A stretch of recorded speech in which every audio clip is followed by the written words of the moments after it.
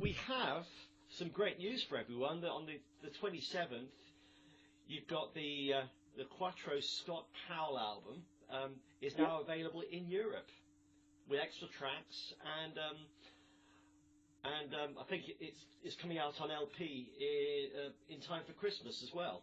Yes, on vinyl as well, yeah. So that's. Have you listened to it? I have yet. Peter managed to get me an album. I've listened to it a few times, and I've got some questions on that as well. So let's start. Originally, the three of you came together because wasn't it your husband Rayner's idea? That wouldn't it be a good idea? It was my husband's idea. Yeah, he wants his credit where credit is due. In actual fact, it came from, as Andy has said, when Andy was producing my Back to the Drive album. So we were working together very closely on that, and my husband noticed the musical chemistry, and he mentioned it, and he said, you guys should do something together. And then he said, what about Don Powell for drums, which is just, you couldn't get more perfect, And we all kind of agreed. We talked about it a little bit and agreed, but then you think things are going to happen, and then you get busy. They both got busy with their stuff. I got busy with mine, and finally, about 2 years ago, we all of us just said, now's the time. Well, if you don't do it now, it's never going to happen. So we all decided to get together. I'm giving you the whole background now, then you can make your notes. We decided to get together, and we didn't know, as Andy succinctly said, we had no idea what we were going to do. There was no blueprint to follow, just the three of us wanting to play together. So we thought it would be a good idea to everybody pick a cover to start with, just to see the lay of the land. So, and my husband had one choice too, since it was his idea, and his choice starts the album, which he's very proud of. Don't let him get too proud, though, So his choice was slowed down. Anyway, we did the covers, and everything has to be said. Everything clicked pretty quickly. I mean, the three of us are same ballpark. I think we all grew up, like Andy says on the notes, we all grew up in the same area, that to be good at your job, you did the gigs. This is what doesn't exist anymore now. This is how the music business has changed. In our day, you did the shows. You learned your craft by doing the shows. You played live, and it's a different world now. It's not as organic as it used to be. Anyway, leaping forward, I'm probably doing a lot of your questions all in one, but once I started on the story, I could just roll with it. Yeah, so you roll with then it. We got to... Yeah, go ahead. No, you're good. I'm making notes. Okay. Tell me if you want me to stop, but I kind of know what you want, so I'm just kind of giving it to you all in one go. So then, when we got to, I am a huge Dylan fan, like ridiculous. I'm that sad kind of person that used to sit down in my basement with the incense burning, reciting Dylan lyrics, So I'm that kind of person. Anyway, so we had to do a Dylan song. And I tried not to do Just Like a Woman because it's such an obvious one. Well, not an obvious one, but maybe a little bit overplayed. And I picked Leopard Skin Pillbox Hat. And I didn't want to say my favorite. I was, I thought, oh, God, who needs another version of that? And then Andy said, why don't we do Just Like a Woman? I went, thank you for saying that. Fantastic. And it's such a loved song within my heart that I sang it great because I love it so much, Anyway, when we recorded that track, I think it must have been number 4 into the mix, 4 or 5 into the mix of recording. Right. And I turned to both boys and I said, something just happened on that track, and they both agreed. I said, I don't know what it is, and maybe you will agree because you've heard it. I said, something clicked on there that sounds like we have created us, right? And they all kind of agreed. Don't ask me why that is. It just felt that way. And then I went home after that session, and I was buzzing, and I thought, we should write something for this project. And I started Long Way From Home. Yes. Which is the three of us on the road. It's the three of us, it says it. And I just started a little bit, got it going, and I showed it to Andy, and he said, I love it, and it is us. So then he took it away, and he worked on it a bit, and he came up with that middle bit, and then we finished it together. That became the first original song of the project. Yes. And then I said to Andy, okay, because it's great, it's an edited version as a radio single. It's a great track. And then I said to Andy, this might take longer to complete now, the project, but I think we're mad if we don't write some more original stuff, because that is great. And when you write original stuff is when you're really creating something, because it's brand new music. So the second song that was written for the album was Pain. I mean, we're on a winner here, So then, like it says on the notes, it gave it substance. It gave it real substance. I mean, when we did the stuff live in Australia, it was just brilliant. Just brilliant. So then we're up to speed now. And we only released it in Australia first to test how it would go, because we were my support band. Yeah, I read that. That must have been quite cute, supporting yourself. Did you have to get into a different mindset, or? Oh, different mindset. In fact, it was very strange that I went out on the, it's a huge marker for me in Australia. I've toured there 32 times now. Huge. And I always do solo headlining tours. And I thought to myself, God, how do I do this? They've paid to see Suzi Quatro, and are coming out with Quatro, Scott, and Powell in the beginning. It's a weird thing. So I had to be the bass player singer, and then go change and come back out of Suzi Quatro. So we found our spaces, I couldn't go out there and screaming and shouting. It wasn't that kind of thing. It's a musical set. But I had to do 27 songs a night, which was a lot of singing. But if you go back to your origins in Detroit, I mean, you played a lot when you were playing with your sisters. So your voice is kind of I've got a strong voice. Pretty strong, right? I got a strong voice, and also because of my upbringing, I did learn how to use it properly. I can scream and not lose my voice. I do a vocal warm up every night without fail, and not many rock and rollers do that, I have to say. Yeah. I'm the odd one out walking around the concert doing my vocal warm-up, I don't see that all the time. The only thing that hits my voice, obviously illness or stress. If I get upset about something, or mad at somebody, or I have to keep all the stress away from me when I'm touring. I can't afford to get mad. So I was going to ask a couple of things about the songs on the album. There seem to be two recurring themes. There's the toss, and it's both a mixture of the originals and the covers you chose. There's stories of broken hearts, broken pieces. Pain. Am I getting a kind of a picture here? I don't know. You know what I think? I don't think we did it purposely. I think it's all the added years together that we've all had, through the musical ups and downs, through the personal ups and downs. I mean, we're all pretty much in the same ballpark age-wise, so we have a lifetime of experience to bring to our songs. Yeah. It's not just, Silk Sack Bash and Ball Buster, it's a Blockbuster. It's not that. It's more than that.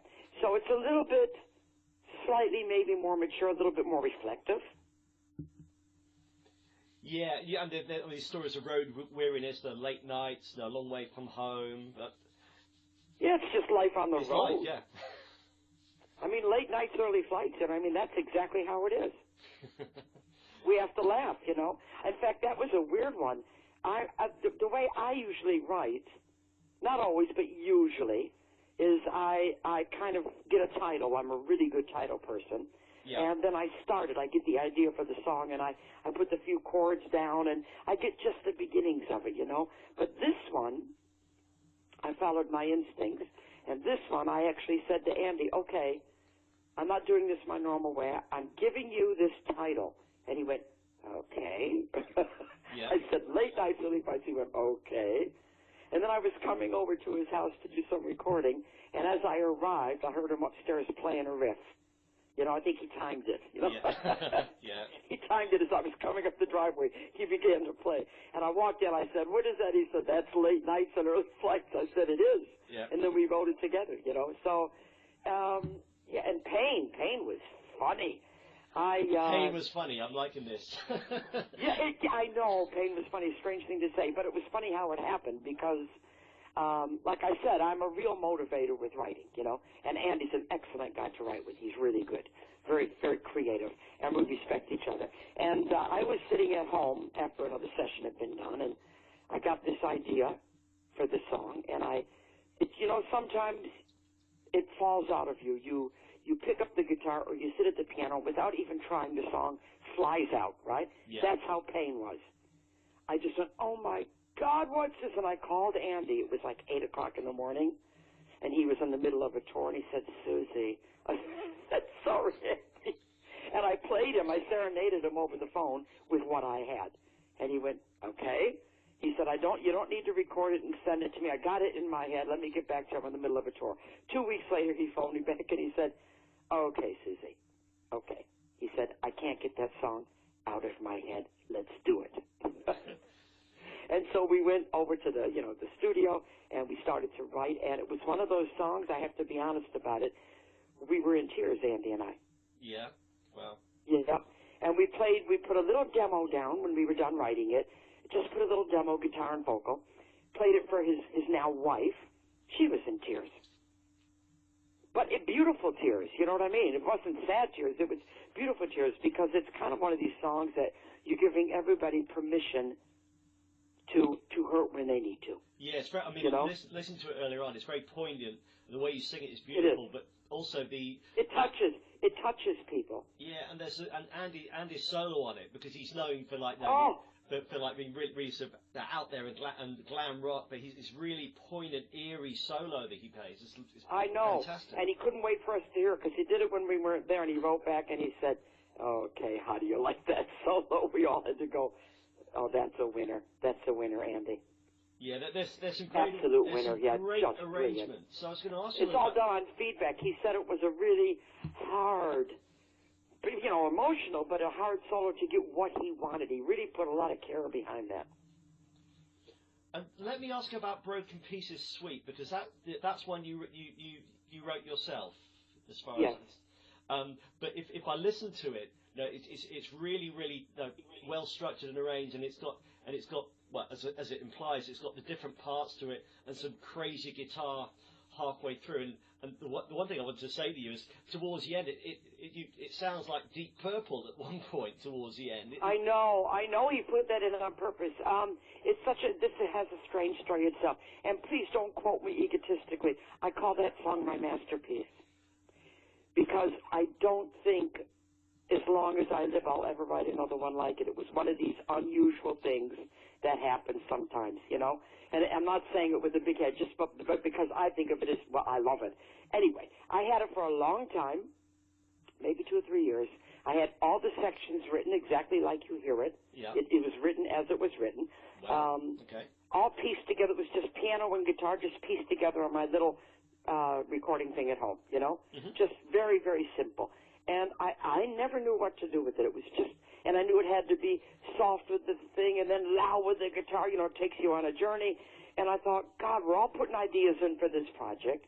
And I sent Andy and Don my little demo of the 3 pieces, the Broken Pieces Suite. And I quite honestly expected them to tell me, no, this isn't really Quatro, Scott, and Powell. But they didn't. They wrote back to me and they said, we're doing this. And I was surprised. They all loved it. And it does take off, doesn't it? It becomes a band piece. It's almost, because it starts with the kind of the children's chorus type of thing. And you think, yes. oh, yeah, it's a nice little sort of euphoric ballad. And then all of a sudden, wham, it's full glam with the guitar and then the keyboards as well towards the end. It's fantastic. It just goes, doesn't it? Yeah. I love the children thing. That was a nice idea I had right at the end. I was looking for another section, and I thought, oh, my God, because it makes it almost eerie, doesn't it? It does, and it lulls you into this sense of what's going to happen. I know. Into this false sense of security. You go, what the fuck was that? And the track before, The Price of Love, I go, oh, you kind of go, oh, Everley Brothers, oh, yeah, it's just going to be like a stripped back little harmony thing. And In fact, I listened to it. It's like the Everley Brothers being played by MC5. I like that. That's really good. Where did that arrangement come from? Because it's the most inspired version I've heard of that song. Yeah, that was one of the ones we did live from the album when we supported me, and it was excellent. Oh, it went down a storm. It's a really nice track to play. That was one of Don's choices. Great. Oh, so we talked a little bit about Andy. So the Mighty Don. What I love about the first track, Slow Down, is it's a complete opposite. It's like a barnstorming song, and Slow Down isn't I don't think what Don had in mind with that. He's just such a powerful drummer. I mean, man. Yeah, he's a great drummer. And what Don and I were very pleased about, the two of us, and everybody else has commented on it too, is that it sounds like we've been playing together forever. You're right, yeah. So we're kind of, I guess Don and I are pretty much the same school of musicians. You know, we do play, if you listen to it on Fever, that's where it really shows too. But our favorite moment on stage, when we take this album live, our favorite moment, and Don and I, is Bright Lights, Big City. We waited for it every night. We wanted to do it forever. Nobody else had to play. Go home, everybody. We'll just keep doing that. Yeah, it's a great, dirty, filthy one, and he does this fantastic rambunctious shuffle, I guess I call it. It's not powering drums. It's powerful drums, but with a real groove. Yeah, and that's what Don has. Don has a groove. And coming back to the earlier track, because that was one of the new ones for the European version, Fever. Again, the title, people know the track, and it's Suzi doing Fever. It's going to be feverish, but it's got a delicate vocal, and Don, unbelievable. He's playing softly, but with such grace and style. With such clarity too. Yeah. I'll tell you what's funny. You can judge your stuff by your kids and your grandchildren because they're a different generation, you know? Mm-hmm. And I was playing that to my son who is 33. Yeah. Because it's a bonus track. So he heard the other bits of the album. Yeah. We were playing that. And he got down off his chair in the kitchen and went on his knees and bowed on that track to me.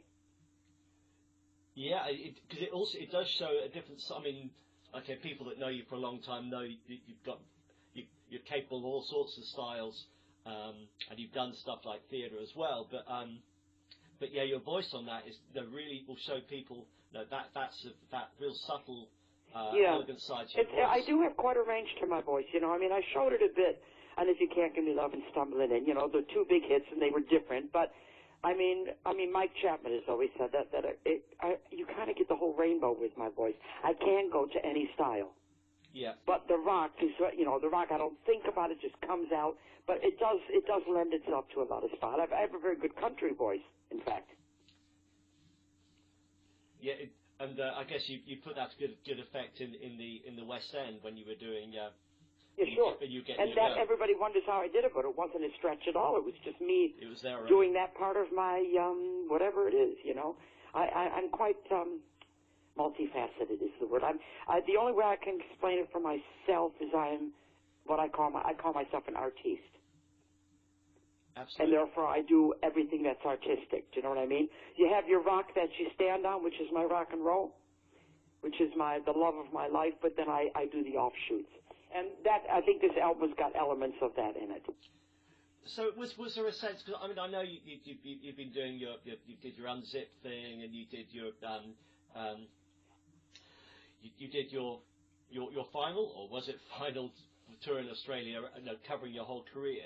But is this album more so like reclaiming your rock roots, the return of Leather Tuscadero type of? I never really. It's this crazy thing.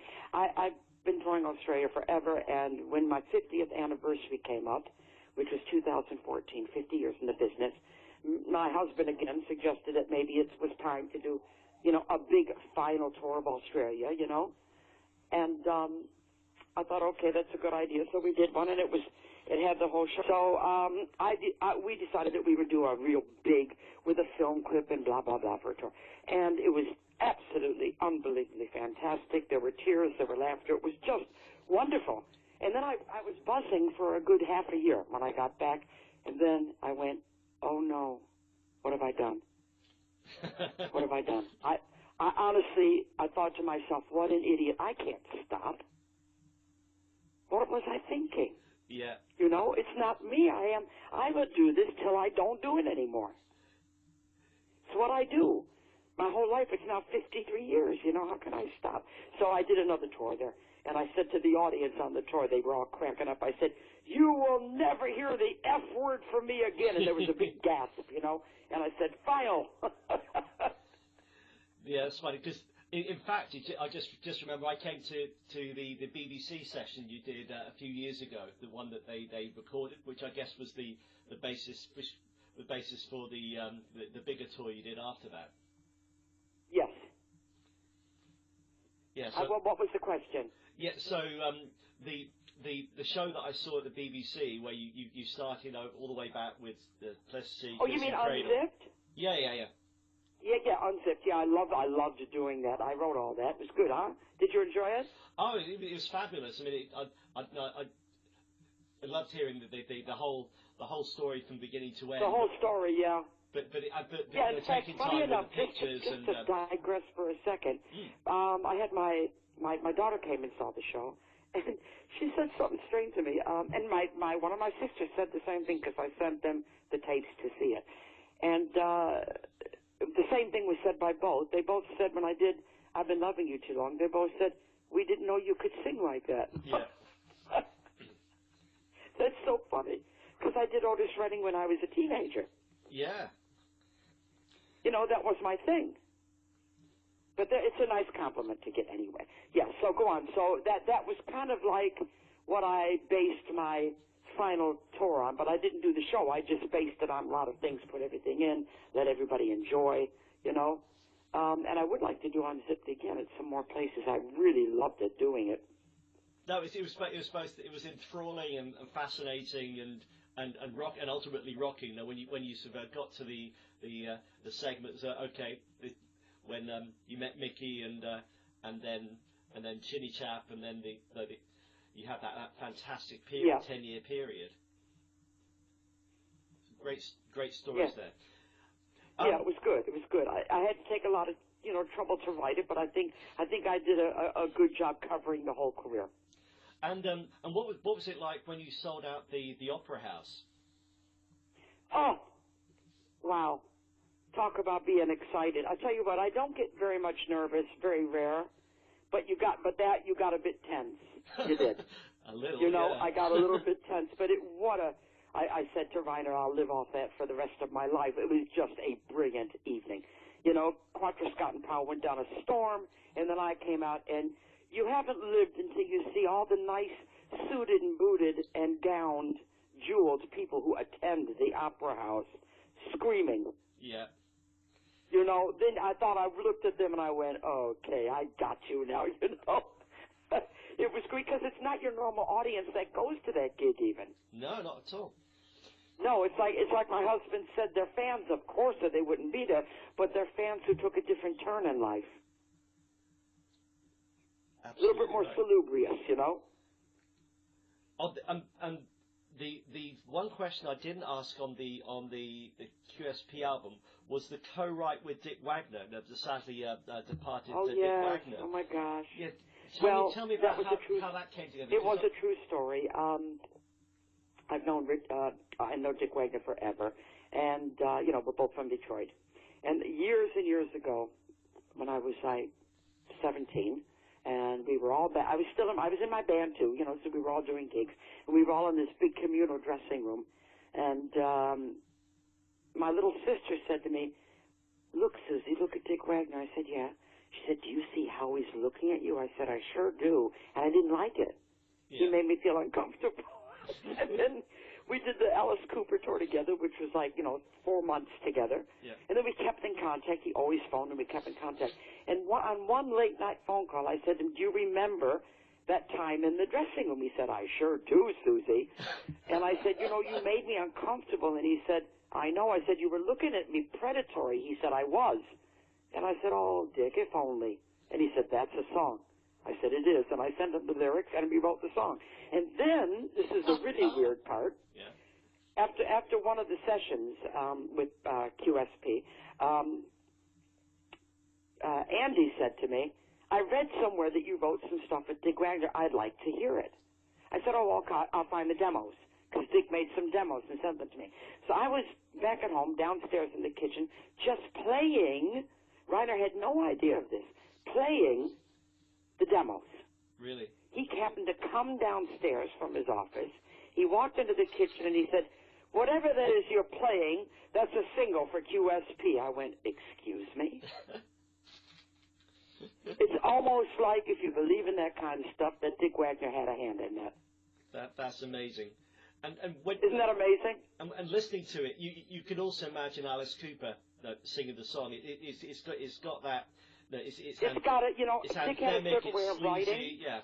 And some of the musical changes, they're very Dick Wagner. And you've got, I've just wrote some notes here. You've got the kind of the lead of the pack type of drums, the dun dun dun dun. Yes. Yeah, we did that kind of Phil Spector-ish type thing, yeah. Because it suited that, you know. And I did that, I think you might be able to see it on YouTube. I did it recently in Detroit for the Dick Wagner Save the Children charity show. That was last March. I think you could probably get it online. And it just went a storm. I did an Alice Cooper song, I Never Cry. And I did If Only, and I did Sweet Little Rock and Roller with Mark Farnham from Grand Funk Railroad. And that was one of the songs we did, the Dick Wagner one. And I called Alice for this show, and I said, I want to honor your and Dick's partnership. Somebody's already taken Only Women Bleed, so what do you suggest? And he said, this is not a suggestion. He said, this is what you're doing. This is your song. He was very insistent, so I did I Never Cry. Wow. And, I mean, Alice... Yeah, there's a lot of things at play, a lot of things intertwining to make things happen. You know, it's unusual. And, yeah, as you may or may not know, Alice is on tour in the UK with the Tubes at the moment. And, I think we're seeing him in about a week's time. Right. Okay. And he's got a couple of the others from the original band with him on this particular tour. He did say that. Yeah. I mean, I've known him forever, Alice. I've known him since 1966. Yeah, and I had a so chat. That's a long time. Yeah, I had a chat to Fee from the Tubes last week, and the same thing. He said, we've known Alice since he was Vince, all the way. Yeah, back. there you go. We all go back a long way, you know. I mean, Alice was born in Detroit, and then he moved to Arizona, and then they relocated back again in Detroit. All right, so let just coming up to most recently, you were. I guess you're based in the UK a lot of the time, but you did kind of one of those package tours with David Essex, Hot Chocolate, and the Osmonds. How was that to do that type of tour? Given that you've got it was fantastic. I was headlining, of course. That's important. I close the show every night. Yeah, it is. I don't do packages unless I headline. That's my husband's policy. But saying that, you know, they're all three excellent. Lots of hits acts, you know. Yeah. It was a joy, I have to say, a joy to be out there with them. I was out on the side of the stage for all three shows every night. Wow.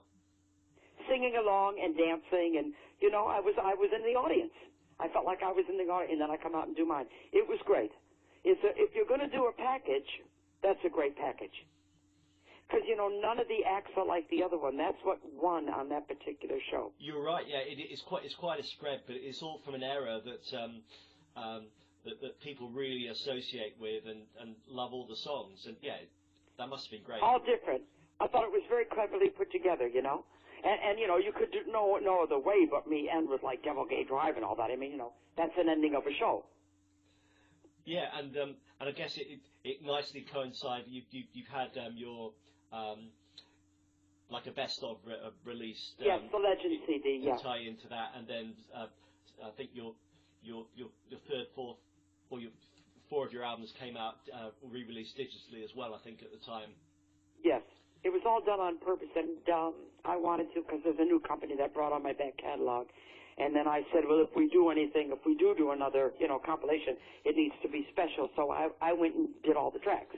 I picked what I wanted, So it's a nice combination of songs. It's not just hits. Yeah. It's good, solid album tracks.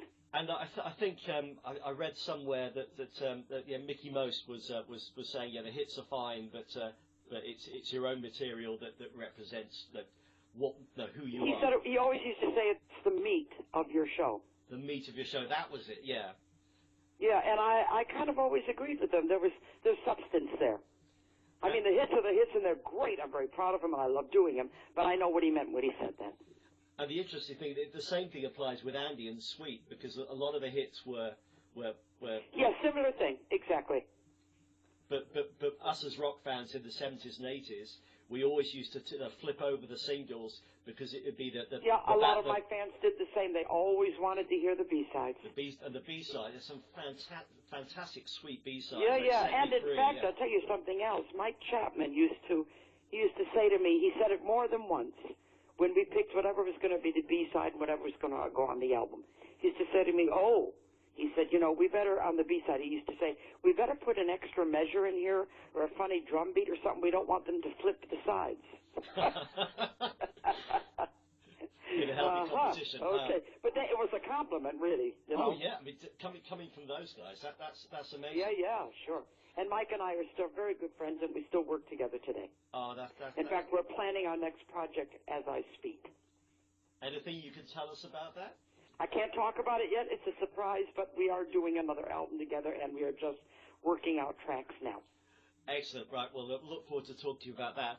And then you are a novelist. You are a published novelist. I sure am. I mean, Unzipped came out in 2006. That's my autobiography. And now I have out my poetry book, which I am extremely proud of. It's very naked, and you will relate to it. It's called Through My Eyes. And then in May, I released my first novel, which is called The Hurricane. It's doing very well. People are loving it. I'm very proud of it. It's had good critics, and it's selling. So what took you so long to expand into literature? Well, the autobiography was the autobiography, but the poetry book I've had on my back burner, I mean, for a long, long time. I've been writing poems since I've been 8. And just finally, I thought this is the time to finally put it all together. It's very representative of who and what I am, I'm the kind of person I always need to be creating. And a lot of times when I'm looking for inspiration for a song, I will go to my poetry book and find a line or a little inspiration in there to write something from. And in fact, in the poetry book, there are, I think, 2 or 3 that were poems that then got changed into songs. And of course, it changes the meter and everything, but you can see where the inspiration came from. And then the novel I've wanted to do forever, and I had it, The Hurricane, I had it upstairs about, I don't know, maybe 60 pages in. And it sat there for 2 years, and I had the writer's block, I couldn't finish it. And I wondered why. And my friend had told me, Jackie Collins, bless her, she said, you should write a book, you're real good, and if you're going to write a novel, she said, stick with what you know for your first one. Yeah. I thought that was good advice, so I made her a rock chick, because I know that, But what I did was, and she is post Suzi Quatro, which is great fun, because I can create the kind of woman who I thought came after me, Yeah. But what I did was I stuck too close to home, and I had, 3 girls and a boy, and it was just so, and this is what was blocking me. So I took her too literal. I liked the idea of the story, but then I went back up and I just deleted everything about the family and made her a solo act, and then it made sense. And then I flew with the character. There's a little bit of similarities here and there, which is natural when you're writing, You put a bit of yourself in for the dramatic effect. But she's nothing like me. She's nothing like me in the end, but she has parts of me. I created characters I don't even like. It's so funny. When you read it back, I go, ooh, because they kind of do it themselves. Once they're on the paper, the creation takes over in a way, and there's a couple people in there that I've gone, oh, I don't like you. Wow. And so just a couple more things. You are now a doctor of music. Yes, I'm Dr. Quatro, Yeah. honorary doctor of music. So do you use that when you're checking into hotels and restaurants? I can do, and when I get my passport redone, it comes up soon. I'm actually going to put it in there. Why not? I'm bloody proud of it, you know. Really, really proud of it. I got my award at Cambridge University in a cap and a gown, and I was in tears. I don't mind telling you. Quite something when you haven't even got a. In fact, you can watch the ceremony on YouTube when you haven't even got a high school degree. Yeah. To become an honorary doctor of music. I mean, I'm very, very proud of it. Yeah. Well, so when you were growing up, were you thinking, if only I could become a doctor? Yeah, exactly. Yeah. But I am very well read, I have to say, you know, very well read. And so with QSP and some plans forward, because we're over in the UK, the albums just come out, and people like me have had sort of a privileged early listen to it. Is there a chance there'll be shows or any live? Oh, absolutely. I mean, I know that we so enjoy touring together in Australia that we do want to do it. We're hoping that the album is going to have some in the charts, and then I mean, people have already had. So there has to be a reason to tour, you know, not just to tour. We're waiting and seeing what's happening. The response has been great.